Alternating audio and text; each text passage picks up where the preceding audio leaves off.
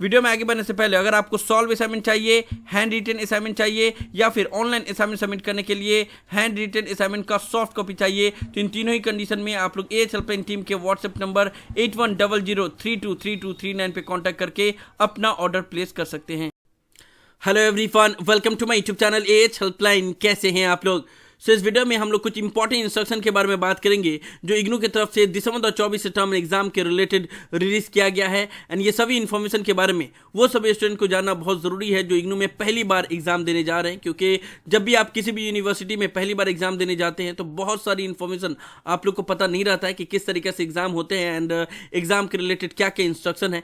तो hall ticket वाले video में मैंने ये चीज़ को कवर नहीं किया था, उसको मैं नेक्स्ट वीडियो में कवर करने वाला था। तो इस वीडियो में मैं आप लोग को सारे इंस्ट्रक्शन के बारे में बता दे रहा हूँ। इसको आप लोग ध्यान से देखिएगा क्योंकि इसमें भी बहुत से स्टूडेंट गलती करते हैं जिसकी वजह से उनको एग्जाम में काफ़ी प्रॉब्लम होता है, रिजल्ट डिक्लेयर होने में काफ़ी प्रॉब्लम होता है। इसलिए मेक श्योर आप लोग वीडियो को एंड तक जरूर देख लीजिएगा। एएच हेल्पलाइन चैनल पे फर्स्ट टाइम आए हैं तो पहले चैनल को जरूर सब्सक्राइब कर लीजिएगा। नाउ जो इंपॉर्टेंट इंस्ट्रक्शन दिए गए हैं दिसंबर 2024 से टर्म एग्जाम के रिलेटेड, तो एक एक करके हम लोग बात कर लेते हैं। नाउ पहला नंबर पॉइंट में ये बोला गया है कि जब आप लोग एग्जाम देने जाते हो तो आपको आंसर शीट मिलता है जिसमें आपको आंसर लिखना होता है। नाउ आंसर शीट में सबसे पहले तो आपको अपना इनरोलमेंट नंबर लिखना होता है, ठीक है। उसके बाद से exam centre code and other detail fill up करना होता है। नाउ इनरोलमेंट नंबर जब आप लोग लिखोगे तो उसको लेकर एक जानकारी ये दिया गया है पहला नंबर पॉइंट में कि जो भी स्टूडेंट का 9 डिजिट का इनरोलमेंट नंबर है वो लोग जब अपना इनरोलमेंट नंबर लिखेंगे तो यहाँ पे 10 बॉक्स दिया हुआ है एंड 9 डिजिट का ही उनका इनरोलमेंट नंबर है, तो लास्ट वाले बॉक्स को उनको क्रॉस कर देना है, ठीक है।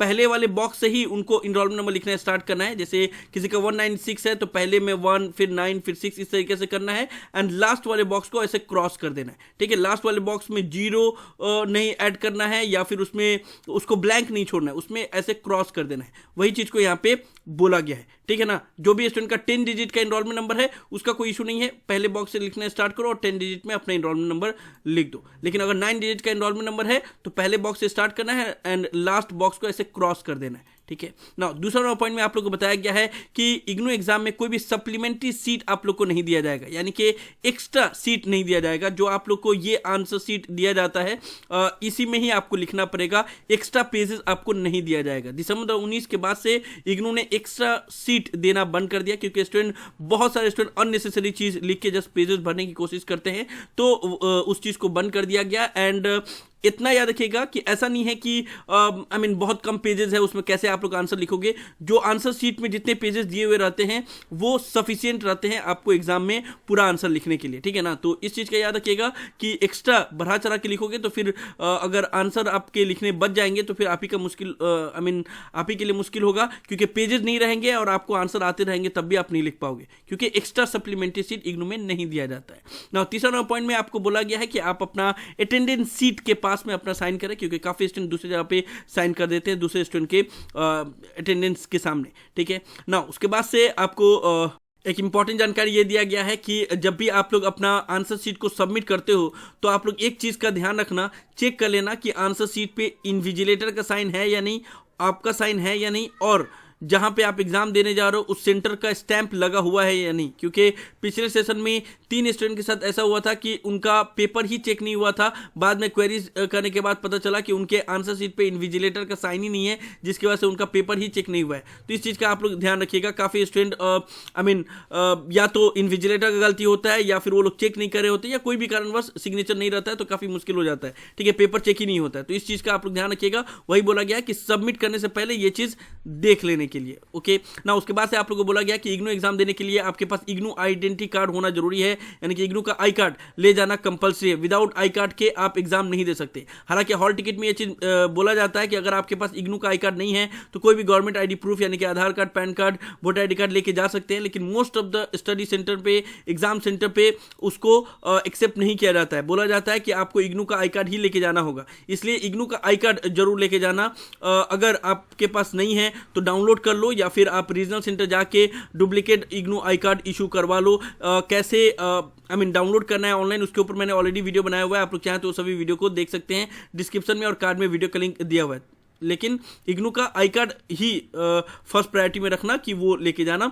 बाकी अगर नहीं हो तो फिर गवर्नमेंट आईडी प्रूफ लेके जा सकते हो, लेकिन फिर रिक्वेस्ट करना पड़ेगा। अगर एक्सेप्ट नहीं करेंगे तो फिर मुश्किल हो जाता है एग्जामिनेशन के टाइम पे। ओके ना, उसके बाद से एक चीज बोला गया है कि calculator are allowed for use in the examination unless otherwise not permitted through the instruction in the question paper. ना इस चीज को लेकर आप लोग ध्यान रखिएगा कि हर सेशन में स्टूडेंट को ये चीज को लेकर काफी डाउट रहता है कि कैलकुलेटर अलाउड है या नहीं है।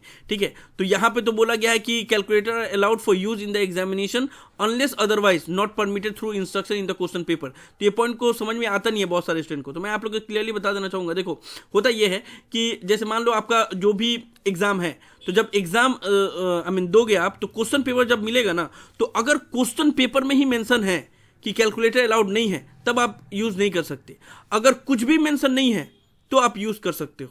आइदर उसमें लिखा रहेगा कैलकुलेटर अलाउड तब आप यूज कर सकते हो, या फिर कैलकुलेटर का कोई भी जिक्र नहीं है क्वेश्चन पेपर पे तब भी यूज कर सकते हो। लेकिन अगर क्वेश्चन पेपर में ये चीज बाकायदा लिख दिया हो कि use of calculator is not allowed, जैसे ये पेपर में लिखा हुआ है use of calculator is not allowed, तो अगर ये लिख दिया है दैट मीन्स कि आप यूज नहीं कर सकते। ठीक है ना, बाकी अगर नहीं लिखा होगा तो आप यूज कर सकते हैं। उसके बाद से आपको बोला गया है कि आपको आइदर हिंदी में आप लिख सकते हो एग्जाम, या फिर इंग्लिश में लिख सकते हो, रीजनल लैंग्वेज में नहीं लिख सकते। अगर आप रीजनल लैंग्वेज में लिखते हो तो आपका पेपर कैंसिल हो जाएगा। लेकिन एक चीज रहता है कि अगर आपका इंग्लिश मीडियम है तो आप हिंदी में लिख सकते हैं, हिंदी मीडियम है तो इंग्लिश में लिख सकते हैं। बस आपको जो आपका आंसर शीट रहता है, ये जो आंसर शीट है, वहां पे आपको बताना पड़ेगा कि आप ये पेपर किस लैंग्वेज में दे रहे हो, यानी कि इंग्लिश में दे रहे हो या हिंदी में दे रहे हो। और जो भी लैंग्वेज में आप लिखोगे वही यहाँ पे आपको मेंशन करना होगा, यानी कि इंग्लिश में लिखना होगा तो इंग्लिश लिखोगे, हिंदी में लिखना होगा तो हिंदी लिखोगे। और इरेस्पेक्टिव ऑफ कि आपका मीडियम क्या है, इंग्लिश है तो हिंदी में लिख सकते हो, हिंदी है तो इंग्लिश में लिख सकते हो। यही चीज़ को यहाँ पे बताया हुआ है। उसके बाद से 12 पॉइंट में आप लोग को ये बताया गया, जो कि मैंने बहुत बार आप लोग को रिपीट भी किया है, कि certificate in rural development, post graduate diploma in rural development और MARD को जो पेपर है उसको आप बंगाली लैंग्वेज में लिख सकते हैं। लेकिन सिर्फ यही प्रोग्राम के पेपर को बंगाली लैंग्वेज में लिखने के लिए अनुमति दिया गया है। बाकी अदर कोई भी प्रोग्राम के पेपर को आप रीजनल लैंग्वेज में नहीं लिख सकते, तो इस चीज़ का आप लोग याद रखिएगा। उसके बाद से यहाँ पे लिस्ट ऑफ पेपर दिया गया है, जो पेपर आपका ऑब्जेक्टिव फॉर्मेट में होगा और OMR सीट पे कंडक्ट करवाया जाएगा। ठीक है, तो ये सालों से सेम ही है, इस सेशन में चेंज हुआ है। BSSS 183 ये एक नया पेपर ऐड हुआ है, बाकी जैसे चलता था उसी तरीके से चलेगा।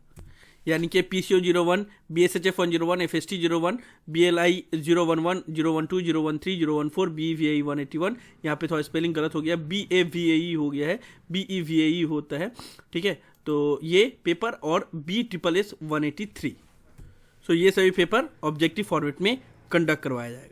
उसके बाद से जो कि हर सेशन में स्टूडेंट को इस चीज़ को लेकर कन्फ्यूजन रहता है एंड काफ़ी सवाल भी करते हैं स्टूडेंट क्लास ऑफ पेपर के लिए। एंड इस बार भी हज़ारों ऐसे स्टूडेंट हैं जिनका 2 पेपर एक ही दिन एक ही टाइम पे पड़ा हुआ है, तो उसको लेकर हॉल टिकट में भी बोल दिया गया है कि अगर आपका 2 पेपर बैकलॉग के पेपर हैं, यहाँ पे लिखा हुआ है ना, द कोर्सेज और बैकलॉग कोर्सेज, यानी कि एक पेपर सेकेंड ईयर का है और एक पेपर थर्ड ईयर का है और दोनों क्लास हो रहा है, यानी कि एक ही दिन एक ही टाइम पे पढ़ रहा है, तो आपको एक ही एग्जाम देना पड़ेगा, इसमें कोई भी चेंजेस नहीं होगा। या फिर अगर ग्रुप का पेपर है तो फिर और सेम डे सेम टाइम पे हो रहा है तब भी आपको एक ही पेपर का एग्जाम देना होगा, एक पेपर का नेक्स्ट सेशन में देना पड़ेगा। ठीक है ना, तो इस चीज़ का आप लोग याद रखिएगा कि अगर 2 पेपर क्लास हो रहा है तो उसको क्लास तभी माना जाता है अगर वो दोनों सेम ईयर का हो, यानी कि दोनों थर्ड ईयर का हो, दोनों सेकेंड ईयर का हो। और अगर क्लास होता है तब इग्नू उसको अल्टरनेट वे निकालता है एंड रिकंडक्ट एग्जाम कंडक्ट करवाता है। लेकिन अगर आपके बैकलॉग के पेपर हैं, क्लास हो रहे हैं, तो फिर उसमें से एक ही आपको देना पड़ेगा, एक नेक्स्ट सेशन में देना पड़ेगा। उसके बाद से जो भी प्रोग्राम में प्रैक्टिकल है, चाहे BLIS हो MLIS हो, इसका नोटिफिकेशन रीजनल सेंटर की तरफ से रिलीज़ किया जाएगा एंड इसका शेड्यूल भी रीजनल सेंटर की तरफ से ही आप लोग को बताया जाएगा। उसके बाद से आप लोगों को बताया गया कि एग्जाम स्टार्ट होने के 15 मिनट के बाद अगर आप लोग पहुंचते हो तो एग्जाम सेंटर में आपको एंट्री अलाउड नहीं किया जाएगा, तो इसलिए मेक श्योर आप लोग टाइम पे पहुंच जाए। 15 मिनट तक ही आपको टाइम दिया जाता है, अगर उससे पहले आ जाते हो तो ठीक है, अदरवाइज फिर आपको एंट्री नहीं मिलेगा। 10 बजे से एग्जाम स्टार्ट है और इवनिंग में 2 बजे से स्टार्ट है, तो मेक श्योर आप लोग 10 बजे से पहले, या अगर आपको इवनिंग सेशन का एग्जाम देना है तो 2 बजे से पहले आप लोग पहुंच जाना, क्योंकि बहुत सारे एग्जाम सेंटर में अलाउ नहीं करते हैं। तो बोला गया 15 मिनट तक टाइम दिया गया है, 15 मिनट से 2:15 और इधर में 10:15 से पहले आपको पहुंच जाना है।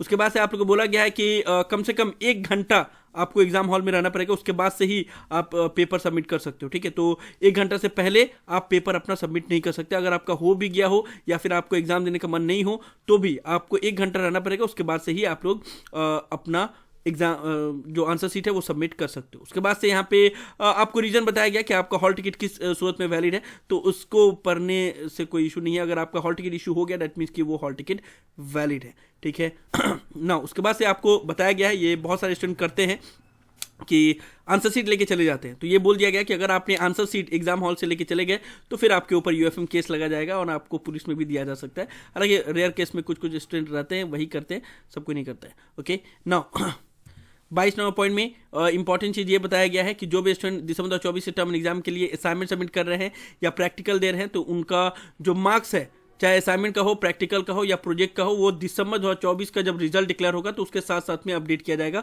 तो अभी से आप लोग क्वेरीज मत कीजिए, असाइनमेंट का मार्क्स अपडेट होने में टाइम लगता है एंड रिजल्ट यानी कि फरवरी मार्च तक डिक्लेयर होगा दिसंबर 2024 का, तो उसी टाइम पे आप लोग का असाइनमेंट के मार्क्स भी अपडेट होंगे। तो अभी आप लोग सितंबर में, अक्टूबर में या नवंबर में असाइनमेंट सबमिट कर रहे होंगे तो इसका मार्क्स अपडेट होगा फरवरी, मार्च, अप्रैल। ठीक है, जब अपडेट होना स्टार्ट होगा तो मैं आप लोग को बता दूंगा।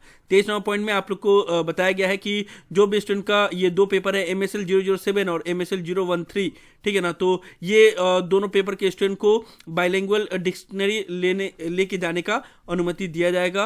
एंड उसके अलावा बाकी अदर कोई भी प्रोग्राम के स्टूडेंट हैं उनको कोई भी इलेक्ट्रॉनिक डिक्शनरी या कोई भी अदर चीज़ें, मोबाइल, टैबलेट, ये सारा चीज़ ले जाने का अलाउड नहीं है। लेकिन सिर्फ MSL 007 और MSL 013 पेपर के दिन में बाइलिंगुअल डिक्शनरी ले जाने का अनुमति है। और लास्ट में जो भी MA ज्योतिष प्रोग्राम के स्टूडेंट हैं तो वो लोग अपने साथ में पंचांग और कैलकुलेटर लेके जा सकते हैं। ठीक है, तो उनको ये अलाउ है MA ज्योतिष प्रोग्राम के स्टूडेंट को कि पंचांग और कैलकुलेटर लेके जा सकते हैं। बाकी अदर जितने भी प्रोग्राम के स्टूडेंट हैं, अगर उनके क्वेश्चन पेपर में लिखा हुआ है कि use of calculator is not allowed तो नहीं लेके जा सकते। अगर कुछ भी नहीं लिखा हुआ है तो फिर लेके जा सकते हैं। तो ये कुछ इंपॉर्टेंट इंस्ट्रक्शन था, टोटल 24 इंस्ट्रक्शन था जिसके बारे में जानना जरूरी था। जो भी न्यू स्टूडेंट है, जो पहली बार एग्जाम देने जा रहे हैं, या फिर जो भी पुराने भी स्टूडेंट हैं, अगर उनको इसके बारे में जानकारी नहीं था तो इसके बारे में आप लोग को जानना जरूरी है। एंड इसी के बारे में मैं आप लोग को इन्फॉर्मेशन दे रहा था। मुझे उम्मीद है कि आप लोग को वीडियो पसंद आया होगा। इस वीडियो को लाइक जरूर कर दे, सभी फ्रेंड के साथ शेयर करें ताकि उनको भी सभी इन्फॉर्मेशन मिल पाए।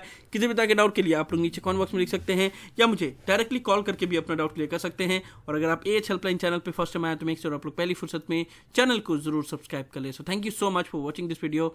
Have a nice day. Thank you so much.